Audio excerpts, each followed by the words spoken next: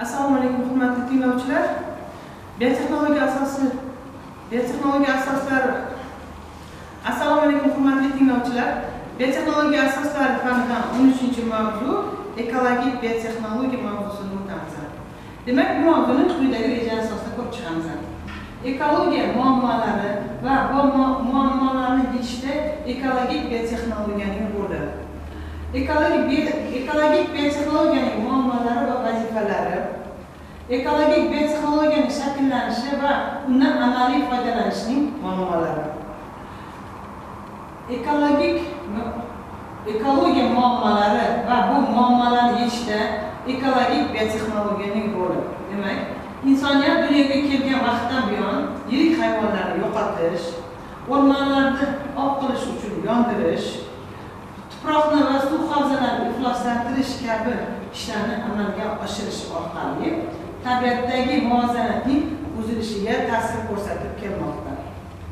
Shuning uchun har doim insoniyat oldida atrof muhit muhofazasi turadi. Insoniyatning sanoat, qishloq xo'jalik va maishiy faoliyati tufayli atrof muhitning holati va xususiyatida turli o'zgarishlar, jumladan noxush o'zgarishlar sodir bo'lmoqda.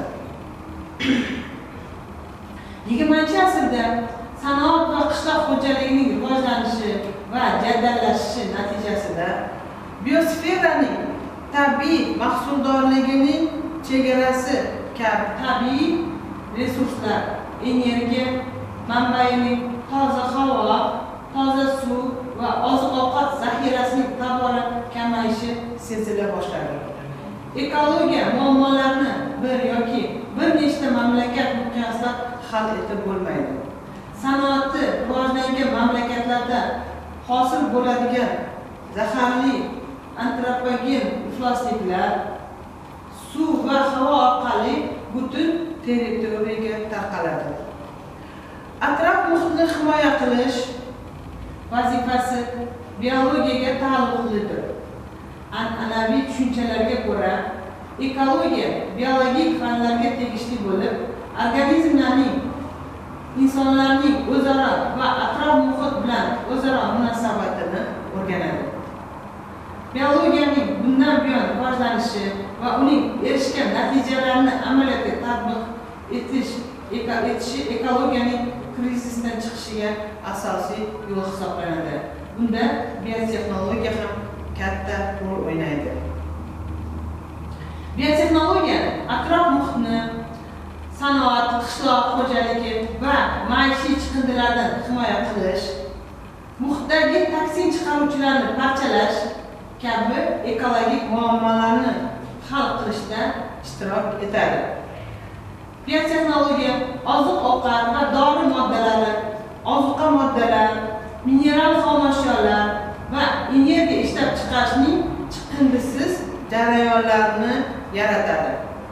Ekologiya va biotexnologiya mahsulot va texnologiya bo'yicha o'zaro birgalikda harakat qiladi.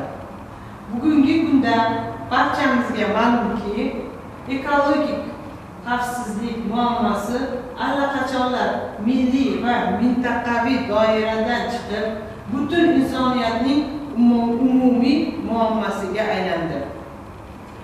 Tabiat va inson o'zaro muayyan qonuniyatlar asosida munosabatda bo'ladi. Bu qonuniyatlarni buzish o'nglab bo'lmas ekologik falokatlarga olib keladi. Insonning tabiat imkoniyatlarini va uning rivojlanish qonuniyatlarini hisobga olmay jadal yuritilgan xo'jalik faoliyati Rim klubining 21-asr yo'li deb atalmish tadqiqotlardan birida ko'rsatib o'tilganidek, yer yuzida tuproq nurashi, o'rmonlardan mahrum bo'lish, baliqlarning haddan tashqari ko'p ovlanishi, tuzli yomg'irlar, atmosfera ifloslanishi, ozon qatlamining buzilishi va hokazolarning buzilishiga olib kelmoqda. Mutaxassislarning baholashlaricha 2000-yilda o'rmonlar egallab turgan maydon quruqlikning 1/6 qismini tashkil etdi. Holbuki 1950-yillarda ular 4/1 qismini egallagan edi. Jahon okeanining suvlari halokatli ravishda ifloslanib bormoqda. Uning takroriy mahsuldorligi keskin pasaymoqda. Jadal sur'atlar bilan yuz berayotgan urbanizatsiya jarayonlari shaharlarning asosiy aglomeratsiyalari eng yirik ifloslantirish manbalariga olib kelmoqda. Tarkibida oltin gugurt 2 oksidi bo'lgan tuzli yomg'irlar yog'ishi ko'paydi. Buning natijasida butun dunyoda ekologik muhitning yomonlashuvi bilan bog'liq turli-tuman kasalliklar soni ortib bormoqda. Hozirgi vaqtda jahon fan-texnika taraqqiyoti jadal rivojlanishi munosabati bilan tabiiy zaxiralardan xo'jalik maqsadlarida tobora ko'proq foydalanilmoqda. Buning ustiga dunyo aholisi yildan yilga o'sib borib, ko'p miqdorda oziq-ovqat, yonilg'i, kiyim-kechak va boshqa narsalarni ishlab chiqarish talab qilinmoqda. Bu esa o'rmonlar egallab turgan maydonlarning jadal sur'atlarda qisqarishiga, cho'l sahrolarning bostirib kelishiga, tuproqning buzilishiga, atmosferaning yuqorida joylashgan ozon to'sig'i kamayib ketishiga, yer havosining o'rtacha harorati ortib borishiga va boshqa holatlarga sabab bo'lmoqda. Atrof muhit ifloslanishi O'zbekistonda ham mavjuddir. Chunki ishlab chiqarish transport vositalari bo'lar ekan, albatta atrof muhit ifloslanishi ham yuzaga keladi. Transport vositalaridan bugungi kunda 200 xildan ortiq zaharli moddalar atmosferaga ko'tariladi. Ular ichida 3-4 benzil amipirin moddasi kanserogen hisoblanadi. Inson organizmiga kuchli ta'sir ko'rsatadi. Sanoat korxonalari va energetika obyektlari to'liq ishlaganda atmosferaga 1650 ming tonnagacha ifloslantiruvchi moddalar chiqarish mumkin ekan. Masalan, 1991-yilda atmosferaga 1214 ming tonna ifloslantiruvchi moddalar chiqarilgan ekan. Atrof muhitni muhofaza qilish bo'yicha bir qator tadbirlar amalga oshirilganligi va sanoat ishlab chiqarishning kamayganligi sababli 1997-yilda doimiy manbalar ajratmalari 836 ming tonnaga kamayibdi. Uning 85% 5 ta viloyatga to'g'ri keladi. Xususan 37,6% Toshkent viloyatiga, 25,3% Qashqadaryo viloyatiga, 11,2% Farg'ona viloyatiga, 5,5% Buxoro viloyatiga, 5,3% Navoiy viloyatiga to'g'ri keladi. O'zbekistonda havoning tabiiy changlanganligi yuqori.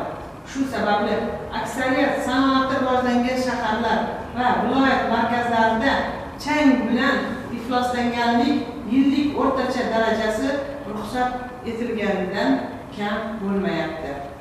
Havoning oltin gugurt dioksidi bilan yuqori darajada ifloslanganligi Olmaliq, Muborak shaharlarida, uglerod oksidi bilan esa mashinasozlik zavodlari yaqinida va Toshkentning chorrahalarida kuzatiladi.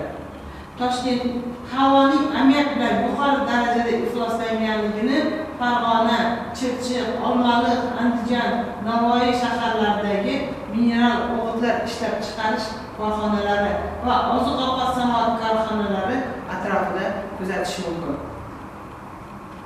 Havoning fenollar bilan kuchli ifloslanganligi uglevodorod xom ashyosini ishlatuvchi korxonalar yaqinida, ftorli birikmalar bilan qora metallurgiya korxonalari va fosforli o'g'itlar ishlab chiqaradigan korxonalar yaqinida, ular Olmaliq shahri atrofida kuzatiladi. Bekobod, Toshkent, Farg'ona, Chirchiq shaharlari havosida ozon miqdorining ortishi smog hosil bo'lishiga qandaydir darajada sabab bo'ladi. Ekologik va texnologik muammolari va vazifalari. Ekologik biotexnologiya bu biologik tizimlarni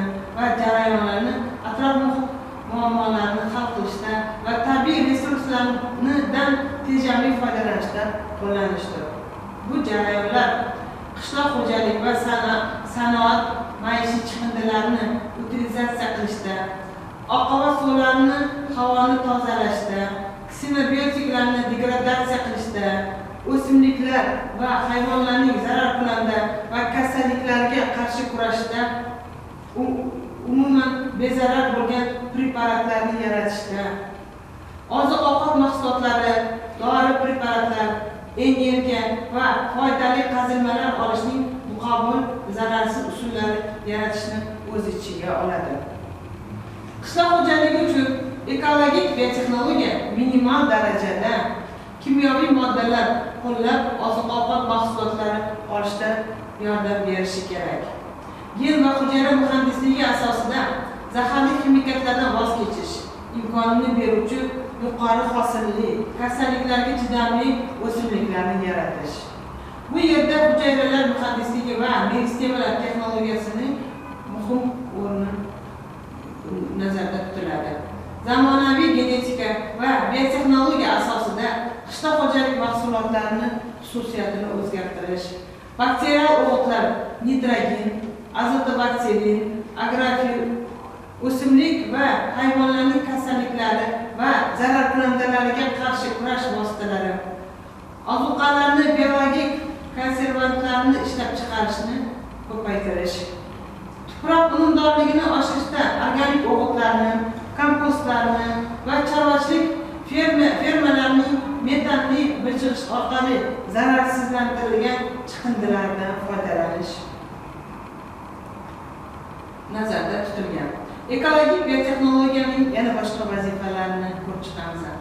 Ularga oqova suvlarni tozalash, suvlarni biologik tozalashda, ya'ni aerob va anaerob tozalash usullaridan foydalanish, qattiq chiqindilarni utilizatsiya qilish, atmosferani tozalash, oqova suvlarni tozalash bu suv tarkibida ishtirok etadigan moddalarni va patogen mikroorganizmlarni yo'qotish tizimidir. Suvlarni biologik tozalash biofiltr va aerotir kabi turli qurilmalarda amalga oshiriladi. Tomchili biofiltr keng tarqalgan bioreaktorlar turiga kiradi. Bu reaktor suyuqlik va havoga qarama-qarshi qo'zg'almas qatlamga ega. Biomassa nasadkasining yuzasida plyonka shaklida o'sadi. Nasadka yoki filtrlovchi qatlamning o'ziga xosligi mikroorganizmlar rivojlanishi uchun yuza va g'ovakligidir. G'ovaklik qatlamiga zaruriy gazodinamik xususiyat beradi va havo va suyuqlikning undan o'tishiga sharoit yaratadi. Biofiltrni ko'rib chiqishimiz mumkin. Oqova suvlar kiritiladi va bu biofiltrda havo boshqa tomonga havo beriladi va tomchilash, tozalash yo'li orqali